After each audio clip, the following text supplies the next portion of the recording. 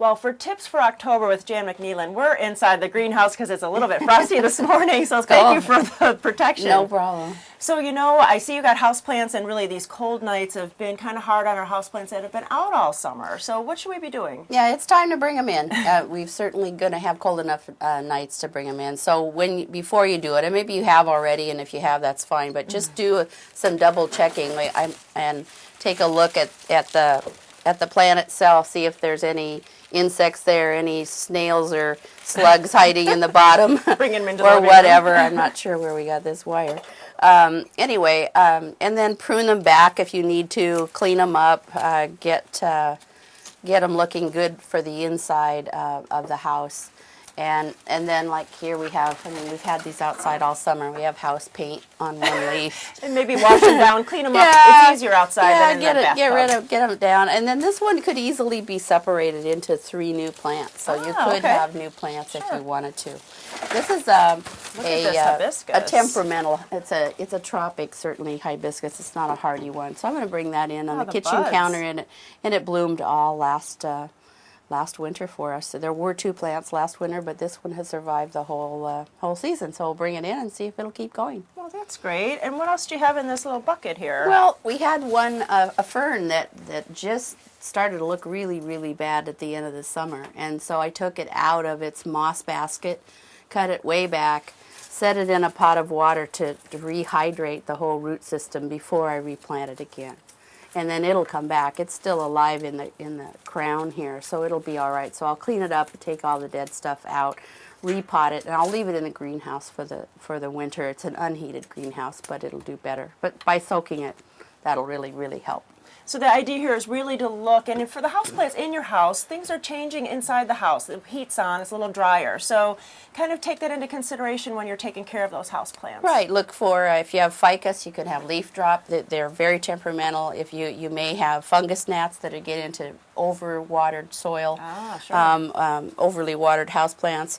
You could take the first inch of soil off of the houseplant and throw it away and put clean soil in, and you'll get rid of those black fungus gnats. They look like little black aphids that hang around your houseplant. Ah, yeah, I've been seeing those. So, okay.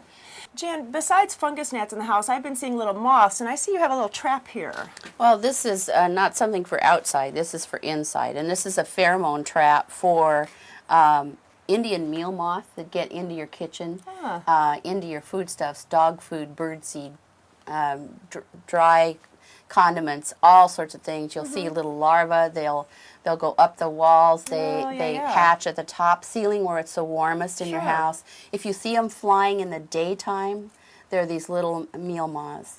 Okay. If you turn on a light and they're flying at night, it's a clothes moth. So there's a difference in the household moths. But this is a non-chemical way to use the pheromone trap to attract the male moth and interrupt that cycle if you've got an issue. And believe me, if you've got them in your house, put one of these up and it won't take long and they'll be there. Ah, well, I know that you were saying that you have some mushrooms in your lawns. We're going to go look at those and maybe what we should be doing with our roses right now. So let's go out in the yard. Okay.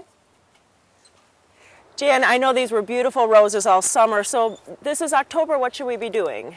Well, not a lot, not too much, but what you want to do is they've grown so tall, and we pruned them way down last spring, but what you want to do is take the tallest part down sort of hip high so that during the winter months these plants don't rock back and forth and disturb the soil and the roots around the base.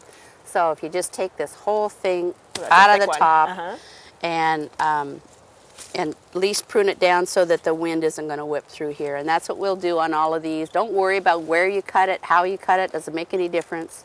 Just get them shortened down and leave them. And then in February, when it's time to prune these bush-type roses, then you go way down and prune them the way you're supposed to for new growth, for new flowers in the summer. And we'll talk about that in February. Yeah.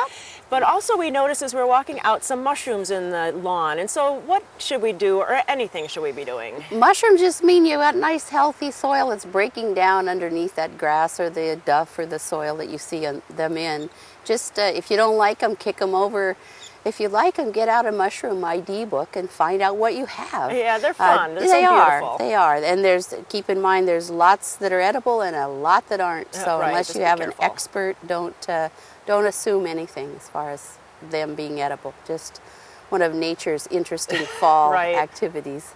You know, and there's so much to be going on in the garden. You know, get out into the garden. It's beautiful. The trees are turning color. The weather's changing. So go out and see what's going on in your garden.